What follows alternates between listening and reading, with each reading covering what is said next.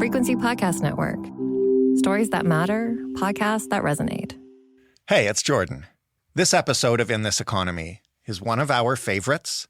It's one of our favorite guests. And you will be pleased to know, since this was recorded, the price of new cars has fallen. So they are more affordable. I'm sorry that doesn't apply to used cars.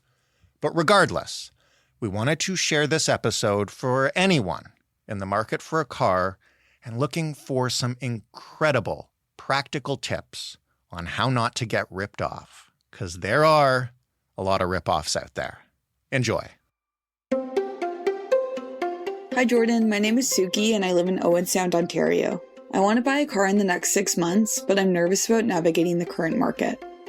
That's our producer, Ali, reading an email that we got from a listener.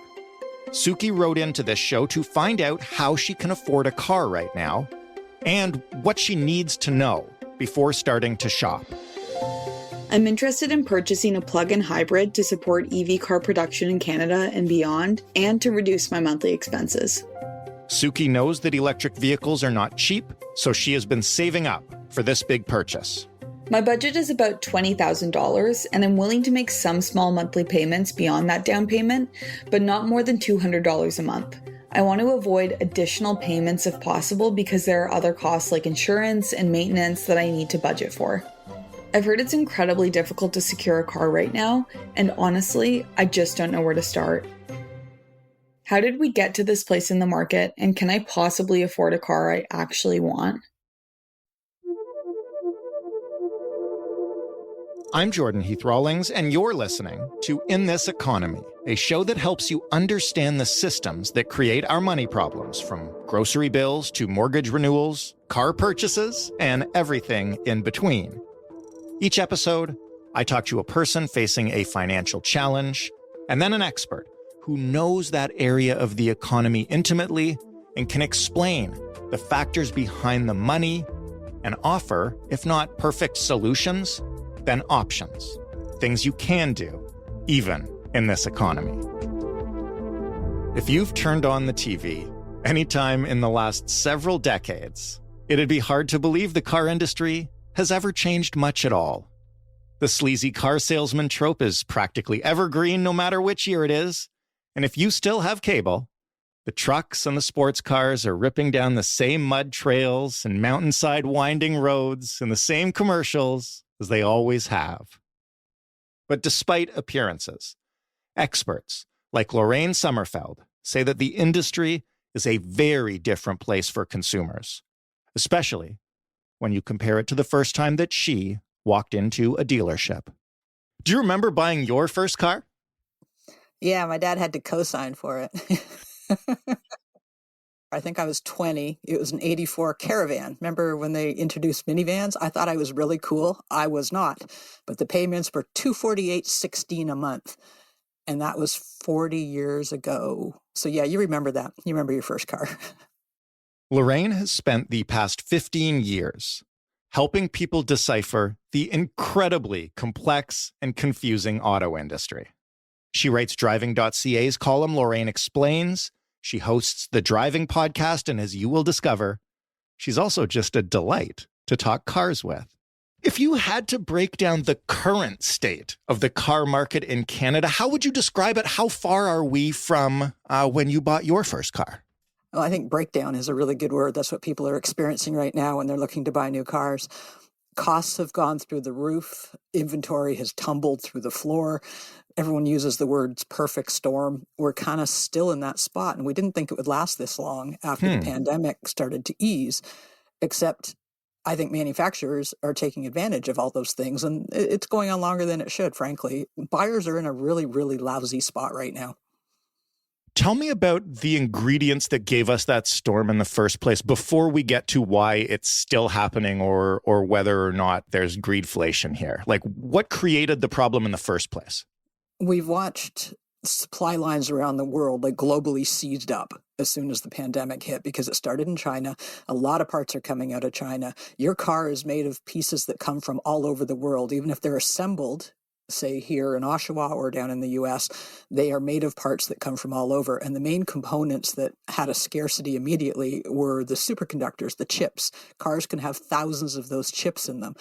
And people with personal computers and laptops, those manufacturers were in line first to get the chips. The automakers didn't realize they were going to be hit with this. And as you remember, every kid needed a laptop. Everybody needed a way to work from home all of a sudden. So the shortages of chips caused the car market to seize up, and the inventory just fell. And dealers, if they had cars on the lot, they were getting full pop for them almost immediately because they knew they weren't getting any more on order. As the pipeline opened a little bit, they started putting those chips into their highest selling vehicles with the biggest margins, as you can imagine a manufacturer would do. But that's bad news for people that just want a basic car to get around in, which is a lot of us. So our listener, Suki, has exactly that problem. She's trying to get a basic vehicle to get around in, and she wants to hopefully buy an EV or a hybrid because she cares about the environment and she's concerned about the cost of gas. But she's not looking for like a top-of-the-line Tesla. She's got a budget of $20,000. How close is that to what we're talking about and what she's looking for? Right now, new car prices in Canada, they just took an average Auto Trader, and it's $66,000. That doesn't mean you can't get a car for less. That's the average cost of a new car, average. You factor in all those huge pickup trucks and everything you see that people really, really want to buy. You see why it's so high. It's gone up 47% since 2019. I'm not crazy. Those are the numbers. Wow. It's terrible. And again, with manufacturers wanting to sell the higher trim models, there's fewer options for somebody like Suki who walks in. I have a little hatchback. And when I renewed my lease, it was worth more than what I paid for it 3 years ago. We've never seen the market like this. We've never seen the industry this upside down. That said, she can still go in and find a lesser, like mine, like something in a lower trim level. You have to look harder. The internet is your best friend. It's the best tool you have. You can look around. Used car prices, which were obscene, are finally softening a little bit. She could look in the used car market. Stick with a registered dealer. Stick with someone registered with a government. Don't curbside. Don't go through Kijiji and stuff unless it's a dealer that you have some recourse with. Huge, huge thing. We're going to get into that, but you just said something that kind of blew my mind. I don't know anything about buying cars. As a family, we bought our first car a few years ago. We paid $8,000 for a 2015 Hyundai Accent, and it works fine. So that's literally the last thing I'll ever consider till that car breaks down. But the one thing I know about cars, or thought I knew, is that like they lose value the second you drive them off the lot. You just said you brought yours back to renew the lease and it was worth more. It was worth twice what I owed on the payout. And I've been telling people, because at the time that when I signed the lease in 2020, right as the pandemic was getting going, like in March, manufacturers, when you lease a car from them, they put a buyout amount. And they say, when you return it, if you want to buy it, that will be the amount. So they're kind of looking into the future. And this is all leases. And usually when you take the car back, they try and ding you left, right, and center. It's like, oh, the tires don't match. Oh, we found a scratch. And they bite all that back off what, you owe on it. This time around, they want their hands on those cars because used cars have never been worth so much. And so they're coming at people, and most dealerships are giving money back. When you turn in your lease, they're giving you cash because they know it's worth more than that buyout amount. And mine was worth double what the buyout amount was. And they knew I wasn't giving that car back. So, has there ever been a time like this before in the auto industry? You've been in this industry for a while. No, we've never seen anything like this. Cars are a depreciating thing. People think they're an asset. It's like, no, cars are not an asset. They're always going to cost you. It's the gift that keeps on taking. Not now. Now, actually, I've told people, if you have a second car you're not using, if you're working from home, now's the time. The last couple of years, sell it. You'll never get more money for that car. People are getting more for cars than they paid for them. Who has ever said that? Like, that doesn't happen. It's happening. And new cars are costing the same as used cars. Someone goes in to get a used car and they find out a new one costs the same. It's crazy. It's crazy times, and dealers are taking full advantage of that. And if someone says, well, I don't want to spend that much, I don't want that trim level, they go, someone else will buy. Yeah, it's not nice. Sounds like a very tough time to be a buyer, particularly a first-time buyer who has to navigate? I mean, I would be intimidated enough in normal times trying to buy a car. Yeah, it's challenging. It doesn't mean that all dealers are terrible people. Having a relationship with them helps. So if someone in Suki's family has been going to the same dealer, for several purchases or something, that can help you. But again, the internet doesn't know that you're a young woman. They don't know if you don't know anything about cars or not. So use your internet for information. Look at median prices in your area, compare them on sites like driving.ca, which I work for, and Auto Trader, so you can get an idea of what the car is worth. Lorraine, could you back up for 1 second and maybe just start by explaining the difference between buying and leasing for us? Okay, if you lease something, you're basically spending an amount every month to rent a car. That's how you have to look at it. And at the end of the term, which can be 2 years, 3 years, 4 years, you can lease it any term you want. You can figure that out. At the end of it, you hand it back to them. You don't have a car. So you make sure it's an amount that you don't mind spending. Is it worth it to you to have a car for $100 a week or $200 a week? And you might say, yes, it is, or no, it's not. Understand, though, that those prices have gone up too. People traditionally went into leasing if it was business, and they were rich people or businesses were writing it off, or people who said, if I buy it, it's $800 a month. If I lease it, it's $600. And that was a trap a lot of people fell into, and they end up at the end of 4 years holding nothing.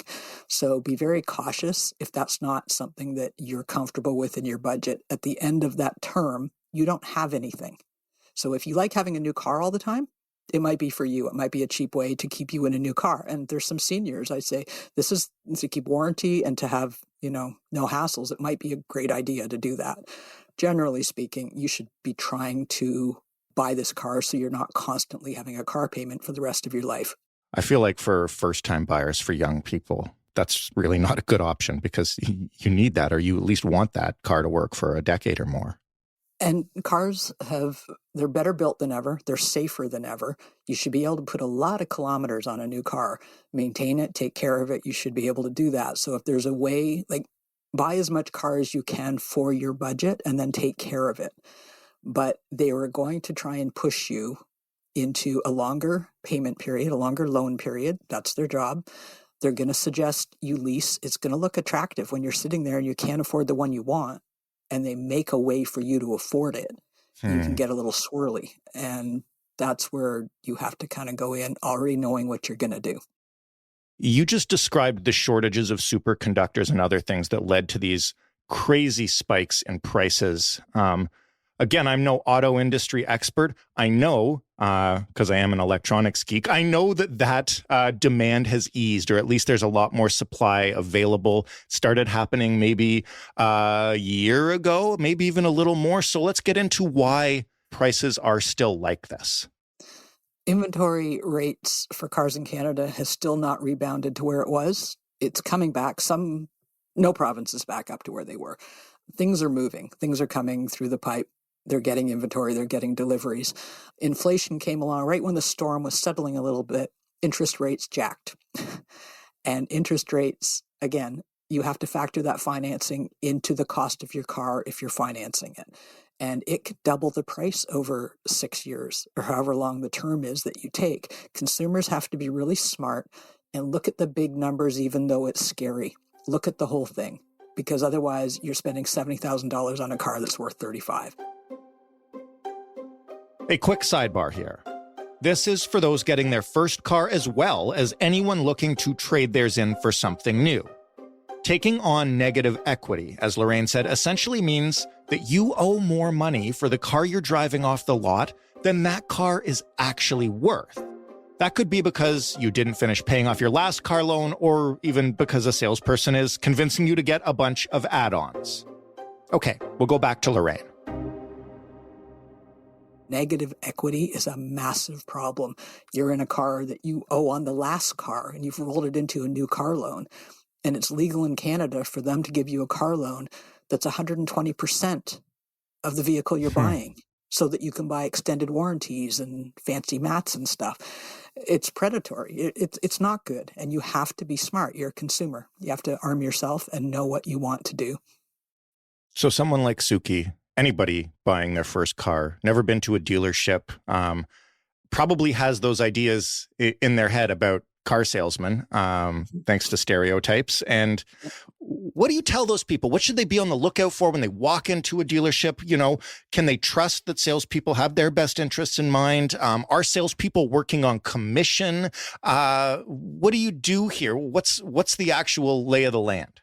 When you walk in a dealership, the first thing a sales rep, they'll come up to you and they'll say, how much do you have to spend a month? No, no, no. Don't buy a car by the month. Buy the whole thing. If your budget's $20,000, don't get them to break it into a monthly thing, because all they'll do is say, well, that's not enough. But if we go to a 7-year loan or an 8-year loan or a 9-year loan, and that's how they shoehorn you into a car you can't afford. So don't be pushed off with a monthly amount, and they will focus on that monthly amount until they grind you down. Don't let them. You have a number. Stick with that number. There's charges on top of that. We can talk about which ones are fair and which ones aren't, but stick with that number. They are working on commission. There are some snakes and sharks. There are some very good people. Again, if you know anyone who has some good experiences with a local, the same way you find a mechanic or a doctor. So talk to people that you know in your families and friends. I've got an awesome car salesman I've dealt with for 20 years. I send him so much business. I know that he's not going to rip anybody off because it would just, seize up a pipeline for him. But a consumer needs to know what their budget is and what they want. And again, go online and do the research. Suki wants, she said, plug-in hybrid or an EV. Not going to happen on a $20,000 budget. Not at all, eh? No, an EV, and plus wait. Like the wait times on EVs are insane because, people want them. That said, there's a lot of them. She would receive a federal rebate up to $5,000 on that plug-in or on the electric. So investigate where the rebates would come into play. That can bring your price down as well. Some of those rebates can be on used vehicles. So you might get a partial rebate on a used one, but use designated sites, use places like AutoTrader, like driving.ca that are accredited, and check out price ranges where you live. And 20,000 is, I like that number because I like a little car. I have a little hatchback, but going to have to do some research, probably not looking at new on a hybrid. Yeah. And there's like the prime hybrid, the RAV4, which is there's 5 to 8 year wait lists. Oh man. For new. She walks into a dealership with $20,000. Let's assume that this is not a dealer that's trying to rip her off. Okay. She walks into a new car dealer with $20,000. What are they going to say? They're going to try and get her to turn that into a down payment is what they're going to do. They will want to sell her some financing because they make money on that financing. Because interest rates are high, I would suggest Suki talks to her bank first. She might be able to get a better rate through her bank. But if not, deals are starting to come back a little bit. She might be able to get a preferred rate from a dealer. And even it's called tied financing, and it really stinks. It's not very moral, if you ask me. They can force you to take their financing, and a car loan is open. So if you have a car loan, you can pay it off anytime without repercussion. You don't have to pay it. It's not like a mortgage. So what she might end up doing is, if the only car she can get that's in stock and has full warranty and it's new, but it's $25,000, she might finance that $5,000. Let them have their loan for a few months and then pay the thing out if she can, or just pay it until it's off. She's at a pitchy point for the kind of car she wants. But again, talk ahead of time to people and know what the car is worth. If you're going used, make sure it checks out with a Carfax. And again, a registered dealer will do all this stuff for you, which is good. $20,000 might turn into a down payment instead of a car thing, unless she can find a decent used one. When you look at financing and you look at the rates provided by the dealership and stuff like that, does it make sense, let's assume that $20,000 won't get her the car she wants outright, or whatever number anybody's looking at for their own budget? Does it make sense to go to your bank and use a line of credit to secure that money and just buy the car outright and then pay your bank back so you don't have to get involved with the dealership? Or do the rates not generally match up? This is a personal comfort zone thing. I don't think putting a car on a personal line of credit is a very smart thing to do. Usually line of credits tied to cars are not a good idea. And I believe that, because line of credits can be yanked. We're going to see this happen. I'm probably going to see this happen. You don't have as much control, and line of credits tend to be big, whereas a car loan specific, it's tied to the car, and it can't be jerked around, frankly. Used cars. You've already mentioned a couple times. Make sure you're researching on reputable sites. What is the best route to go when you think you've got an idea of a few kinds of cars that would work and you think you have an idea about what they should cost? What next? Drive them. We're getting away from test drives, and it's a really dumb thing, because every time Why has that happened? What don't we buy online already? Now we buy cars online. People are used to that. But the thing is, when you get in a vehicle, no matter how much you've read and if you've fallen in love with it and all the rest of it, if you get in it, and depending on your height and size and stature and everything else, if the seat doesn't adjust properly for you, or the A-pillars are blocking and giving you blind spots that make you really uncomfortable and maybe not safe for pedestrians and cyclists, until you actually physically get in that car, you don't know that. And so I wish people would at least get in the vehicles that they're contemplating buying. And some of the online sites where they deliver it to you, they give you 30 days to change your mind. And that's why, because it's important that you're comfortable in it. And again, different cars fit different people. I have a son who's 6'4". He fills a doorway. And I always use press cars as the test, the Christopher test. Like, can he get in it? Can he drive it? So, figure out if other people are driving this car, bring them with you. If you have car seats, bring the car seats with you to see if they fit. If you play hockey or your kid plays hockey, does the gear fit in the back? That's the Canadian reference. Right. I use golf clubs for that test. Yep. And I got to take a couple out of the bag and wedge them in sideways. Because we bought a small car, because guess what? It was the middle of the pandemic and it was what we could get. Oh, yeah. Okay, so where do you buy used cars? I know that you mentioned drive.ca and you mentioned Auto Trader. Is it just those sites? Where should they start looking? Pick Auto Trader. They're huge. You can go in and put in parameters, including geographical ones, where you live, what you're looking for, price ranges, mileage, and you can compare apples and apples, because there'll be a whole bunch of the same car. And you throw out the top, you throw out the bottom, and then you're looking at the ones in between. It gives you an idea of, if you are being realistic in your budget, it will tell you that. You might have to alter your expectations based on what's available, but at least you'll know, okay, it's me, not them, because they're all selling this thing. I can't recommend enough that you go to a regulated, registered seller. I do a lot of work with OMVIC in Ontario. If something goes wrong and it's an OMVIC seller, they have a fund where you can get your money back and you can have recourse. Another quick sidebar. For those who don't know, OMVIC stands for the Ontario Motor Vehicle Industry Council, and essentially, their job is to keep the marketplace fair and customers informed and protected. Dealers and salespeople in Ontario have to register with OMVIC, which ensures that you're protected if something goes sideways. Most provinces and territories have roughly similar regulatory bodies. For example, BC has the Motor Vehicle Sales Authority. Okay, we'll go back to Lorraine now. If you buy from someone by the side of the road or in a parking lot, you're beat. You're out. So if that car is stolen and you don't know it, and people are revinning now, theft is huge, especially in Ontario and Quebec. You have to be so careful. I don't want that layer. How do I know if this guy's sketchy or this person doesn't really own the car? So registered dealers give you recourse. So it's very important. So again, finding one that you trust. All dealers sell used cars as well. If there's someone you can trust, they make more margin on those.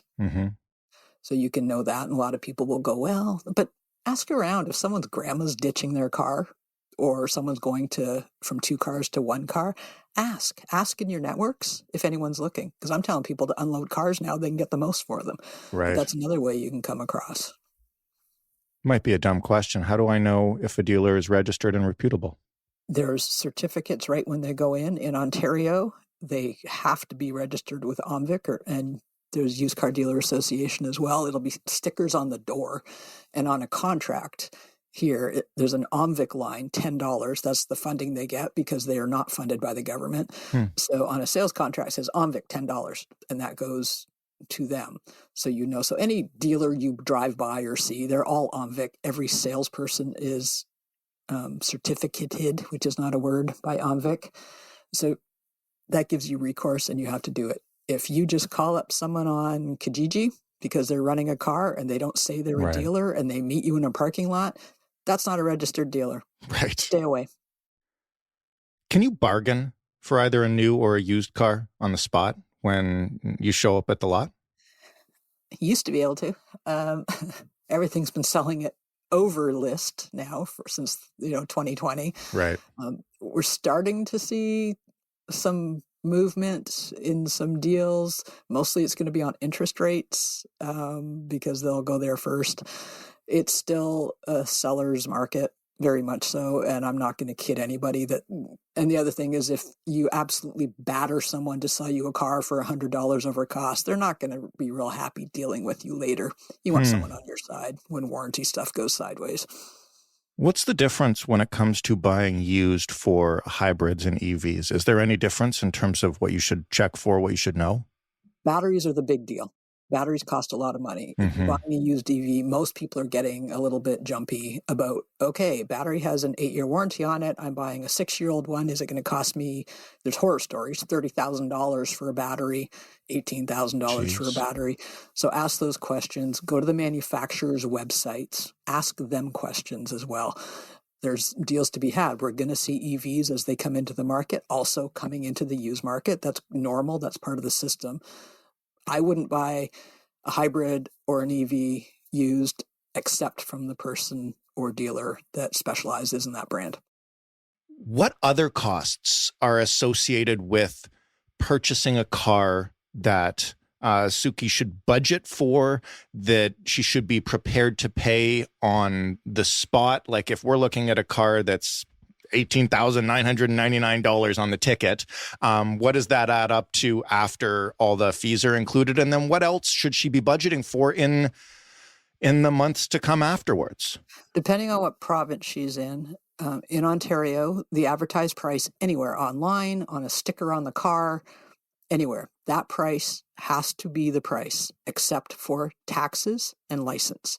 Now, what's happening in our greedy times is a lot of tide selling. You're going in and they're saying, well, we already did undercoating on it, and we already did tinting, and we already have tire protection. You have to pay that stuff. It's already on the car. Those are things you probably don't want. And if you do want them, it's because you did research and decided you wanted them. It should be up to you, not when you've been trapped in that little airless room and they batter you into taking things. Don't let them do that to you. I mean, you have to go in that room, but know ahead of time what you want. So sounds like a hostage situation. You're not making this sound a ton of fun, Lorraine. You know what? But if you're armed, think about if you're a hostage and then you go, aha, I have information as my weapon. So nice. You can do that. But there's a ton of stuff they're going to try and sell you. And lately they've been just doing it to the car already and saying, take it or leave it. But when they sit you down at just the desk, they'll go, okay, here's anything that says fee or $500 for this or something, like all these weird fees, highlight them and actually don't sign it. Get them to write it all up, go home and read the whole thing. And then go back and go, okay, this is, I read this. I'm in Ontario. You can't charge me this, and this. Like, this is crazy. And they're going to tell you, you need tire protection. And they'll go, Suki, if you bark the wheel and it gets all broken, it'll be replaced. You don't need tire protection. That's a scam. So don't do that. And sorry, dealers listening to this, but we all know it. You might want heat protection panels. I mean, I have them on mine because I drive at a gravel road at the cottage. So having that stuff on it. Rust protection, I do that on my own. They send that out to be done. You can go out and do it yourself. Winter tires, that's a real thing. And sometimes if you're financing a vehicle, it makes sense to factor in winter tires at the time. Because, otherwise 6 months later, you got to go fork out $1,000 and you're going, but winter tires are great. You need them. And your tires should last you 4 or 5 years. If you've got winters, they're going to last longer. Insurance, I'm sure Suki will talk to her insurance company before she signs a contract to see how much her insurance is. Different cars have different rates depending on their theft and stealability. So you have to do that. Open the gas door and see if it's high octane fuel or normal. That will cost you a ton more at the pump. And a lot of people don't realize, oh, I'm so excited. I got my new Mini. I love it. And they go, ah, it's high Oh, boy. octane. So that's something to check for. Let's talk about the moment of truth for a second, because you just mentioned being in that room. And then you said, take a look at the contract and highlight the stuff you don't understand and take it home and read it and then come back. What happens when you're at that contract point and then you start looking at it and you're like, you say, hey, excuse me, I want to walk away with this and I want to go look at it and research some things. And then I'll come back tomorrow and we can discuss it some more. What happens in that moment? Oh, they go, well, I can't guarantee you that price tomorrow. And that's when you go, okay. No, anytime you feel uncomfortable, your feet are the best thing you possess. Walk out. The second you sign a contract, and some of them, I've had readers that have contacted me going, I signed, they told me it was just like a quote, and then they get home and they realize it's a contract. There's no cooling off period. If you sign a contract, you have to honor that contract. And the only way they're going to break it is if they can get you into maybe another car. So you're still there at the dealership. Not everyone is terrible. If you've made a mistake, they'll try and, help you buy something that you do want. But technically speaking, they got the signature, you got the car. So if you're not sure, take your time. Leave. They should want the sale more than they should want the sale right this second. So take the information, ask them, make them write it down. Everything has to be written down. If they go, listen, when it comes in, don't worry, we're going to remove that from the deal. No, they're not. No, everything has to be in writing. Find the sales manager if your sales rep isn't very clear. The other thing is if you have a sales rep and you're not very comfortable with them, ask for another one. Hurt their feelings. Who cares? Say you would like to deal with somebody else. And if they say no, go to another dealer. One other option I want to mention while it's here is because I'm sure there are some people listening who may even have less than 20 grand or may even be wondering if they need to own a car at all.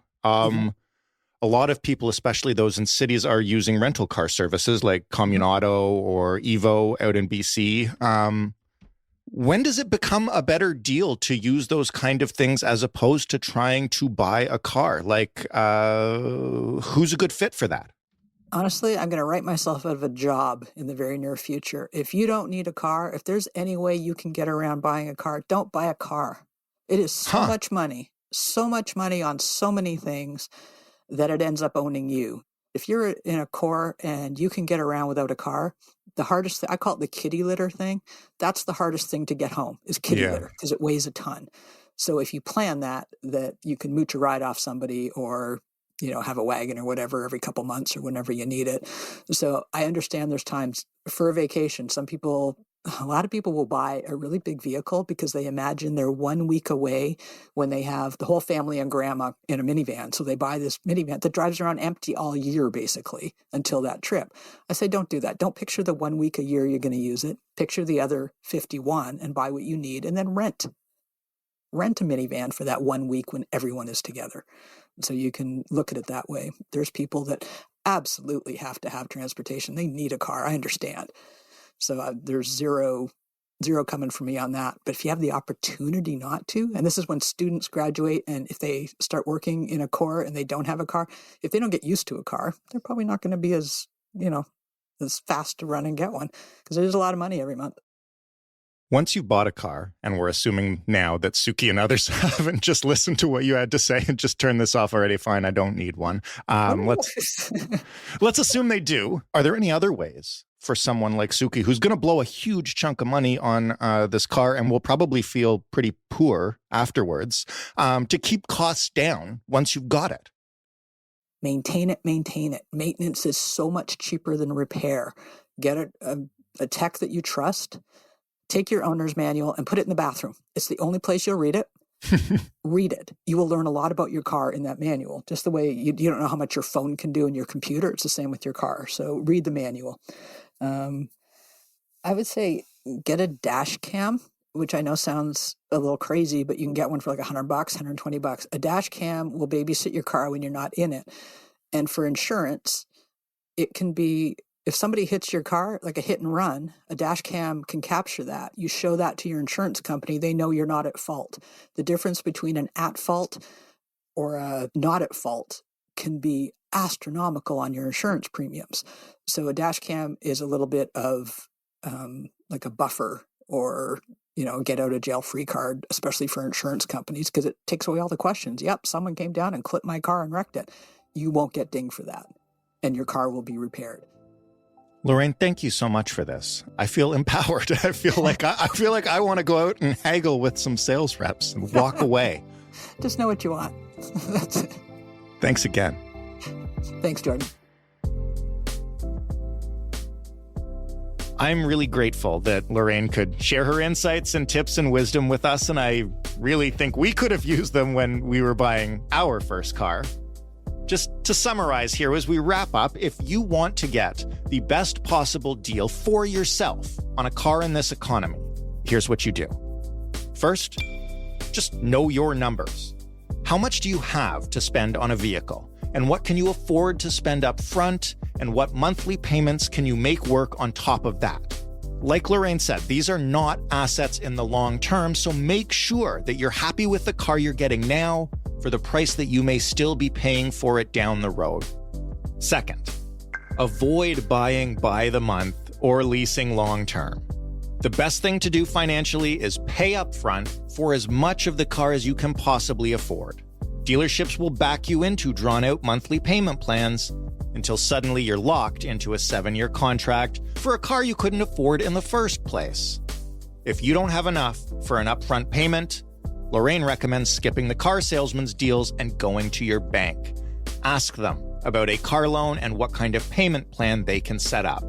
This will help you avoid the changing interest rates that can come with a dealership's month-to-month plans or even with a line of credit. Third, if you need a used car, stick with a registered dealer. This isn't complicated. Don't shop curbside or through Kijiji unless it's with someone that you already know and trust. If the car you've purchased is faulty or isn't a good fit, you'll be very glad you did that.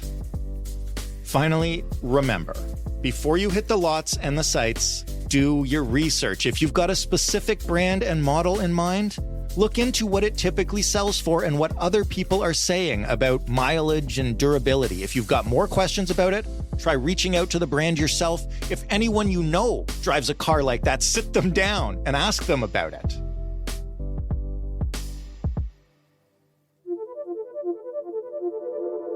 I want to thank Lorraine again for being our expert on this episode. You can read her insights and updates on the Canadian auto industry at driving.ca. You can listen to them on her show, The Driving Podcast. And thank you, of course, to Suki for writing into the show and asking us to look into this. It was a fascinating trip into a world a lot of us don't spend much time in. If you'd like to share your problems with us, you can email us at hello@itepod.ca, or you can call us and leave us a voicemail. The number is 416-935-5935. We don't need your real name. We do need your real numbers. You can find us on social media. We're on Instagram and TikTok at InThisEconomyPod. If you liked this show, if you want more of this show, if you want to share us with anybody, we would be most appreciative. You can do that by liking, by rating, by reviewing, by subscribing, by following, by doing whatever your favorite podcast app asks you to do. I'm your host and executive producer, Jordan Heath Rawlings. This episode was written and produced by Ali Graham. The sound design was done by Ryan Clark, and the story was edited by Stephanie Phillips. Mary Jubrin is our digital editor. Diana Kay is our manager of business development. Together, we make up the Frequency Podcast Network. Thanks again for listening. We'll talk to you next week on In This Economy,